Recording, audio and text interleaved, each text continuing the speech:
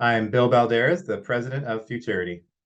So I want to start out with asking if you can describe the specific types of problems that you solve at Futurity and generally who you consider to be your ideal customers. The specific problem we solve is most organizations have too much data. No one says they have a lack of data. People have too much data and they don't know what to do with it. They're not drawing insights from it. They're not using it to guide their business. So the very like one sentence problem is making your data actionable, which can mean a lot of things. So generally that means we work with clients that have terabytes and terabytes of data, tens of millions of rows. It's very hard to sift through. For a human being, it's very hard to use that to make decisions. But once you unlock that, you can almost predict the future. You can see like how will your customers behave, how will your buyers behave, how will seasonality play out. So it's really using data to make those better and smarter business decisions. Our ideal client, we really like regulated spaces.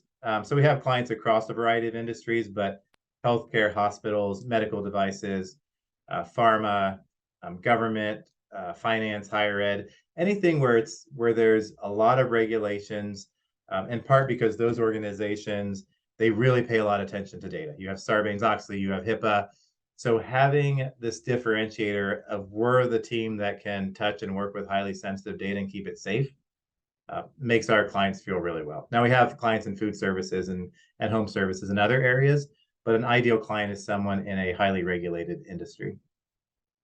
No, I'm really glad that you brought that up too, because it brings up a really important lesson for why understanding your ideal customer or client is such an important thing, right? Because I've done some work with clients, both as part of an agency and also directly, that have to deal with compliance issues, right? And it creates an entirely another level of urgency and Yes. risk and value that you can provide. And I just wanted to ask, is this something that you started when you started Futurity, is that really where you first focused because of that reason, or did you kind of home in on that specific set of verticals because of that reason? Sure.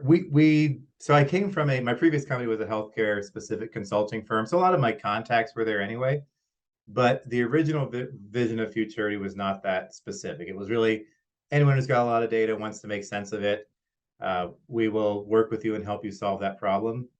Two things happened. One, we were growing really fast, and we're based in Ohio, so we want to have a great presence in Ohio. But when we work with businesses outside of Ohio, we wanted to really streamline our sales and marketing. And just saying we're going to work with companies with a lot of data, there's really no niche strategy, there's no sales strategy, there's no marketing, conferences, sponsorship, influencers, all that stuff. There was really no play. But if we said we're going to focus on regulated industries, that narrowed our niche. We could probably even narrow it further, but that's really helped us expand outside of our geographic footprint. The second thing, like probably every host on here pivoted, was COVID. So during COVID, it's funny, but like the layperson before COVID, when you said dashboard, they pictured the thing on their car.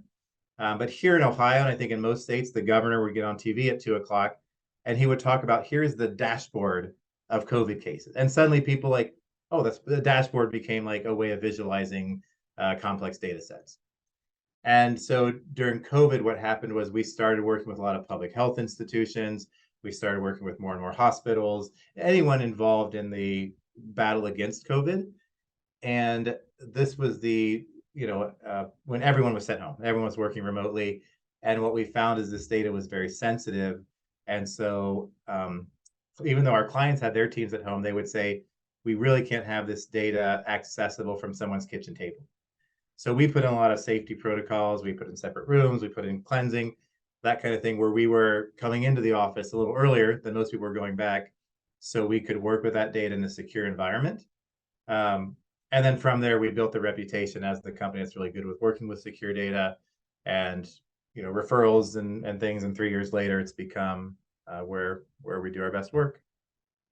I love that, and I mean, the COVID story is something that's a recurring theme throughout these conversations and a lot of conversations that all of us have, right? About how much that's changed the trajectory of our businesses or our careers in ways that we might never have assumed, right, at the beginning of this. but it's another lesson in keeping your ear to the ground and open for opportunities, right? So there was this shift in the landscape as far as sensitivity, and you know, you might have had this idea of what your business was going to be all about, and all of a sudden, boom, the external circumstances change, and it seems like you were pretty attuned to that. No? I think that's right. If I have a saying, I probably say too much, and that's the market is always right. And during COVID, the market said there's a big vacuum of agencies and consultants that can work with regulated healthcare and financial data in a secure environment. And there's budget to solve that problem. And so we looked around and said, let's step up and be the ones that solve that problem. So absolutely, it was the word pivoting is overused, and I kind of cringe when I hear it. But we let's see, took a left turn. I don't know, whatever whatever better word than pivot is. But basically, we saw huge demand in the market, had to be solved right now, literally a matter of life and death. And so let's be the ones that solve that problem. And you were still fundamentally doing the same type of work, solving overall the same kind of problem, right? It's just you were getting narrower in the scope because of not only the opportunities and the inherent value of that particular type of problem, which with the regulation, but also with COVID, right? So it wasn't really a pivot. You were still kind of in line with your strengths. Exactly. The skill set of our operations team, you know, whether they're working for a fast food restaurant or a retailer or a healthcare system, the skills they're doing, the data engineering, the data visualization, the scripts they're writing are the same. To them, it's bits and bytes, and you move it around and you draw insights from it. What really changed was our outward messaging around this is who we serve really well, and then some internal processes to it's important to protect every customer's data, but when it's a COVID test that says, you know, this person does or doesn't have COVID, it's ultra important. And so our internal processes of making sure our security was just bulletproof. What do you feel have been some of the most challenging parts of marketing a business and attracting these particular ideal customers? You just mentioned earlier about a lot of referrals, maybe. So it seems like maybe a little bit of this growth or a lot of this growth has been kind of organic. But have there been any kind of particular challenges that you kind of remember having to overcome?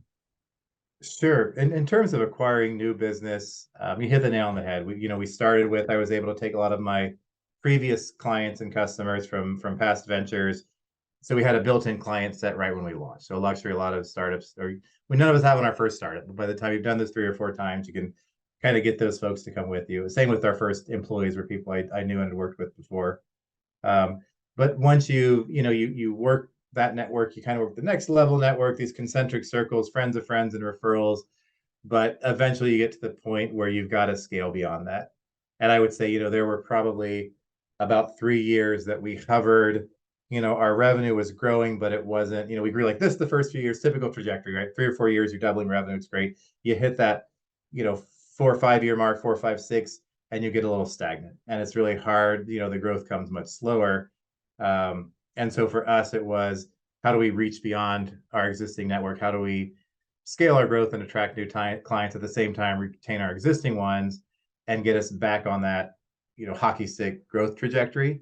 So I would say from like the dates all blur together. Probably like 2018 to 2020, maybe, were those 3 years where we just the growth slowed way down in terms of acquiring new customers, and now we're back on that path again. And I would be bereft to not mention that there's Vito Corleone behind you. Correct. And so he's going to dovetail into my next question as we wrap up. Not only can you share any tips, but what would Vito Corleone do Yes. if he was a founder and trying to figure out how to shift their marketing to attract more of their ideal customers and Right. fewer of their bad fit customers? So not only what would you do, Right. but what do you think Mr. Corleone would do? Great. I love it, love it, love it. When people ask me what my favorite business book is, I say it's The Godfather. So I love the movie like everyone does, but the book is really a business book. And like cutting off the horse head that people think of is the most insignificant thing in the book. It's all about, he was a poor immigrant. He came here penniless. He built a business. And so aside from, killing people and doing things illegally, his business lessons are still really strong. So, but I'll save his, but there's a series of posters around the office with all my heroes on it, and then real and fictional, and what I've learned from them. So everyone from The Godfather to Godzilla is on this site, to Freddie Mercury, to the cast of Tombstone. So they're all here with my own like life lessons. But the Godfathers, as a tag, it says build a network you can trust. So I'll come back to that in a second, though. That's my preview. What we did, to break through that is our it's not an inexpensive proposition to get started with us. So if someone knew us and trusted us, and we're going to touch their data, there's a lot of trust involved. There's a check they're writing. They're going to be on the line, and so they could just go to one of the big 5 consulting firms. No one ever gets fired for hiring Accenture or Deloitte, right? You hire Futurety. Who's Futurety? Why should we trust them instead of one of these, big national consulting firms? So we started a program where we productize a paid discovery process. Bring us in. It was literally $4,500. You pay us that. We'll scope everything out. We'll give you a plan that you can have us implement. You can do in-house. You can take to a consulting firm and have them implement.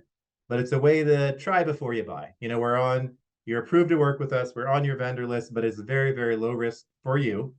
And then we just over delivered on that thing. I mean, people would pay us $4,500 and we would put $25,000 worth of work into it. It would be so good, so amazing.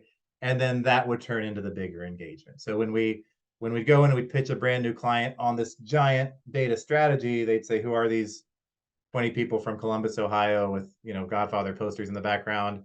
No, let's go with kind of a downtown, big city consulting firm. But when we came in and said, hey, give us a try for $4,500 in 6 weeks and let us show you what we can do. And then they'd say, this is good stuff. Those almost all convert into bigger engagement. So that's how we broke through a little bit. The Godfather there's certainly cases like that in his book. And so, one thing he did not do. So, the Corleone family controlled alcohol, they controlled unions, they had the things they did, but there are areas that they did not touch. There were vices that they did not believe in. So in the book, the main thing is narcotics, but there were other areas they said, nope, that's so even, the cold-blooded Don had boundaries he would not cross to expand his empire. So that's one thing, is understand your values and say, you know what, no matter what, I'm not going to do this thing. And no matter how much I want to grow, I'd rather not grow than expand to something that I have an objection with. I don't like, I don't trust, I don't feel good about doing. But I think building the network is the most important thing. So if we were General Electric, they would call it vertical integration, but the Godfather, when you looked at how he expanded, originally, let's say he's importing moonshine and liquor and then relying on, other distributions. Well, then he's like, let's buy the trucks. So now he imports it and he buys the trucks to deliver the moonshine. And then it's like, and they go to bars. So now let's control the bars. And in the bars, people like to gamble. So let's control the gambling. And so you have this vertical chain of, hey, we're really good at this one aspect. We're really good at data engineering. Now let's add data visualization and data analytics. And what do people do when they get all that? They use that for great marketing. So now let's start a marketing agency and let's build that. And when people get really good at the marketing, what do? They want to measure their ROI and financial impact. So now let's build a way to measure financial impact. So just owning that whole value chain, to the point, I was watching the rent check we we're writing every month, and I said, we should own a building. We should own a real estate company and rent from ourselves. So we bought a building, we rent part of it, we lease the rest out, but now we are paying rent, to ourselves. There's software we used a lot of, and I said, we should build that software, start a software division, and then license the software from ourselves. So building that integration, which is, I think, is what, God rest his soul, I think the Don would have wanted me to do.